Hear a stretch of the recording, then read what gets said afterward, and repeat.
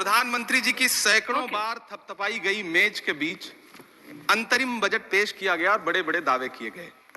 देश ये कैसा बनाया आपने, लूट कर पैसा बनाया आपने, देखिए जलते दिए भी बुझ गए, अजब दीपक राग गाया आपने। मैम, पूरा सदन अमृत काल के बजट की चर्चा कर रहा है, मैं तो गरीबों की रोटी और दाल के बजट की चर्चा करूंगा। तुम्हारी फाइलों में गांव का मौसम गुलाबी है, मगर ये आंकड़े झूठे हैं, ये दावा किताबी है। मैं इस बजट को अमीरों का अमीरों के लिए पेश किया गया बजट कहूंगा। इसमें गरीबों के लिए कुछ है ही नहीं। नौकरी मांगने वाले नौजवानों पर लाठियां बरसाने वालों, आपने इस बजट में युवाओं को क्या दिया? आपने पुरानी पेंशन बहाली की मांग करने वालों को क्या दिया? सालों से अपने लिए छत तलाश रहे लोगों को आपने इस बजट में क्या दिया?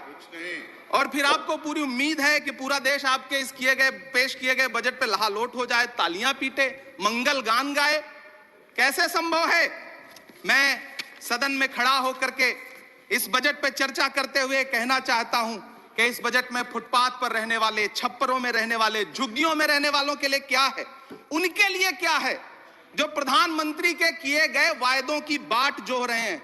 हर साल फरवरी की खूबसूरत सुबह और सजी हुई संसद से बरसते हुए झूठे वायदों की जवाबदेही कौन तय करेगा? कौन बताएगा कि 2022 में प्रधानमंत्री जी जो सबको पक्का मकान देने वाला वायदा किए थे उसका क्या हुआ? लोगों के सरों पर छत देने वाले प्रधानमंत्री जी के जुमलों से अलग उन्हें यह क्यों नहीं दिखता कि राज्यों में बैठे हुए उनके नुमाइंदे लोगों के सरों की छतें उजाड़ रहे हैं? उत्तर प्रदेश हो, असम हो, जम्मू कश्मीर हो, मध्य प्रदेश हो, भाजपा शासित राज्यों के बुलडोजर न सिर्फ लोगों के घरों को उजाड़ रहे हैं बल्कि कुचल रहे हैं लोकतंत्र को, संविधान को, अदालतों के मेयार को। मैम, मैं आंकड़ों की बाजीगरी से अलग हट करके इस बजट पर एक बात कहना चाहता हूं। आंकड़े तो ऐसे हैं इस बजट के, ये कह रहे हैं 4 करोड़, वित्त मंत्री जी 3 करोड़ कहती हैं, प्रधानमंत्री जी 4 करोड़ कहते हैं। पहले तो आप इस झूठ में ही आपस में ही सलट लीजिए कि 4 करोड़ सही है या 3 करोड़ सही है। मैं आंकड़े तो ऐसे हैं इस बजट के मैम कि जो सुने वो बस पथराई आंखें लेकर किंग कर्तव्य विमूढ़ हो जाए। लेकिन झील में पानी बरसता है हमारे देश में, झील में पानी बरसता है हमारे देश में, खेत पानी को तरसता है हमारे देश में, जिंदगी का हाल खस्ता है हमारे देश में, दूध महंगा खून सस्ता है हमारे देश में। मैम, रोजगार, महंगाई, किसान, मनरेगा, पेट्रोल डीजल के दाम, गैस सिलेंडर के दाम, फसलों की एमएसपी की गारंटी, इन सब जन सरोकार की बातों से इस बजट का कोई लेना देना नहीं। हमारे ट्रेजरी बेंच के साथी हंगामा कर रहे हैं। मैं तो कहना चाहता हूं मैम, वो एक बार इनके एक नेता एक गांव में गए और उन्होंने गांव में कहा कि गांव वालों आओ, मैं तुम्हारी समस्याएं समाप्त करना चाहता हूं। गांव वाले इकट्ठा हो गए। नेताजी ने गांव वालों से कहा बताओ तुम्हारी 2 समस्याएं बताओ, मैं दोनों समस्याओं का यहीं पे समाधान करूंगा। तो गांव वालों ने कहा साहब हमारी पहली समस्या है कि हमारे यहाँ कोई हॉस्पिटल नहीं है। तो नेताजी ने मोबाइल निकाला, कहीं फोन मिलाया और मिला के फोन पे पता नहीं क्या कुछ कहा कि यहाँ गांव में हॉस्पिटल नहीं है, हॉस्पिटल तुरंत यहाँ हॉस्पिटल चाहिए। गांव वाले खुश हो गए कि 1 मिनट में यहाँ हॉस्पिटल आ रहा है। अगली समस्या के बारे में उन्होंने नेताजी ने गांव वालों से कहा कि मैंने आपकी पहली समस्या समाप्त कर दी, दूसरी समस्या बताओ। तो गांव वालों ने कहा साहब इस गांव में कोई भी मोबाइल का नेटवर्क ही नहीं है। ये है इनके काम करने का तरीका, ये है झूठ बोलने का तरीका। इन्होंने वायदे किए बड़े बड़े, जो 10 साल के इनके वायदे हैं मैं उनके बारे में बात करूंगा।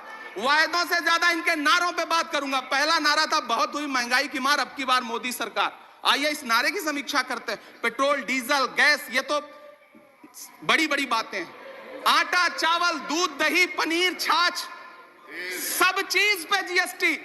अरे ये फिल्में टैक्स फ्री करने वाले लोग कफन तक पर जीएसटी लगा रहे हैं और ये गरीबों की बात करते हैं। मैम, ये सरकार झूठ की सरकार है।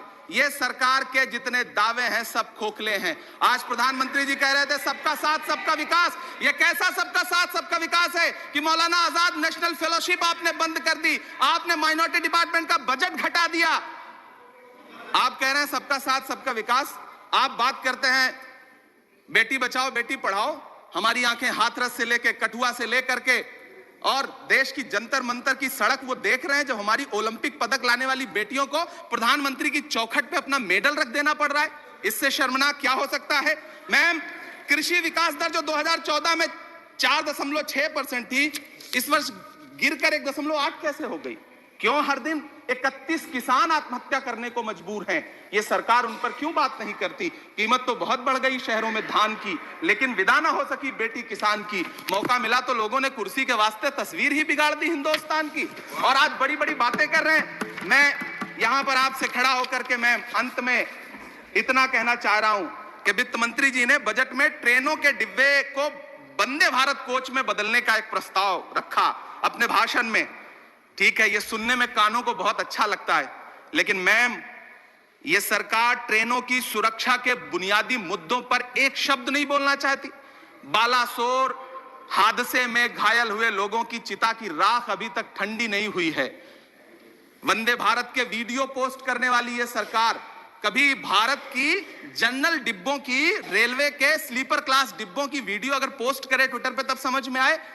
बिहार से, इलाहाबाद से, लखनऊ से दिल्ली आने वाली, मुंबई जाने वाली ट्रेनें देख लीजिए, उनकी हालत देख लीजिए, तो आपको लगेगा कि ये वही ट्रेनें हैं। आज स्थिति ये है कि रेलवे स्टेशन तो छोड़िए, रनवे पर खाना खिला रही हैं आपकी प्राइवेट एयरलाइंस। अभी आपने जुर्माना लगाया है, नोटिस दिया है एक एयरलाइंस को। यह स्थिति आपने करके रख दी है ट्रेनों की, एयरलाइंस की। ऐसे में मैम, कागजों पर तो आप कितना भी वंदे भारत और बुलेट ट्रेन सर पर दौड़ा लीजिए, लेकिन असल में भारत की ट्रेनों की डिब्बों की सवारियों की हालत देखने लायक है। अगर सरकार खुली आंखों से उसे देखना चाहे तो देखे और उनकी स्थिति सुधारे। आज प्रधानमंत्री जी ने अपने भाषण में यहां खड़े होकर कई बार न्यू मिडिल क्लास की बड़ी चर्चा की, न्यू मिडिल क्लास जनरेट करेंगे। लेकिन मैं तो यहां खड़ा होकर के सरकार से कहना चाहता हूं कि न्यू मिडिल क्लास का जुमला अपने पास रखिए। यह बताइए कि जो पुराना मिडिल क्लास है उसके साथ आप कैसा व्यवहार कर रहे हैं? आज उसकी स्थिति क्या है? आप अमीरों के कर्जे माफ कर रहे हैं, उद्योगपतियों के कर्जे माफ कर रहे हैं, और यहां स्थिति यह हो गई है कि जो मिडिल क्लास, उसकी जो रोजमर्रा की जरूरत की चीजें हैं उस तक पर आपने जीएसटी लगा रखी है। आप फिल्में टैक्स फ्री करते हैं, लेकिन स्टूडेंट्स के प्रतियोगी परीक्षाओं के फॉर्म की फीस नहीं माफ कर सकते। आपको बाकी जगहों पर टैक्स लेना है, हर जगह टैक्स लेना है। मिडिल क्लास से आपका कोई रिश्ता नहीं। मिडिल क्लास तो आपसे कह रहा है कि मोहब्बत, भाईचारे के दीवाने दिन ही लौटा दो, वो सस्ती दाल सब्जी के सुहाने दिन ही लौटा दो। ये अच्छे दिन तो अंबानी अडानी को मुबारक हो, हमें ऐसा करो साहब, पुराने दिन ही लौटा दो। वो पुराने दिन जो बहुत अच्छे थे, वो पुराने दिन जहां लोग एक दूसरे से मिलजुल करके रहते थे। मैम, इलाहाबाद, दिल्ली, कोटा जैसे शहरों में छोटे छोटे कमरों में अभावों के साथ पढ़ाई कर रहे युवा किताबों के साथ गल चुके हैं। उनके हिस्से अधेड़ अवस्था तो आई है, लेकिन नौकरी और रोजगार नहीं आया। हर साल 2 करोड़ नौकरियां देने का दावा करने वाली यह सरकार 10 साल में युवाओं को नौकरियां नहीं दे पा रही है। 20 करोड़ नौकरियों का बोझ है इस सरकार के कंधे पर, और 2024 में देश देखेगा कि उन्हीं 20 करोड़ नौकरियों के बोझ तले दबकर बैठ जाएगी यह सरकार। यह देश देखेगा, क्योंकि जिस ओर जवानी चलती है उस ओर जमाना चलता है। देश का युवा नाराज है, देश का युवा गुस्से में है। ऐसे में उसकी पीड़ा को इस बजट में कहीं भी आवाज देने की कोशिश नहीं की गई। मैं आपके बीच खड़ा हूं, मैं तो वित्त मंत्री जी का भाषण सुन रहा था। यह कहा जा रहा था यह अमृत काल का बजट है, यह अमृत काल का बजट है।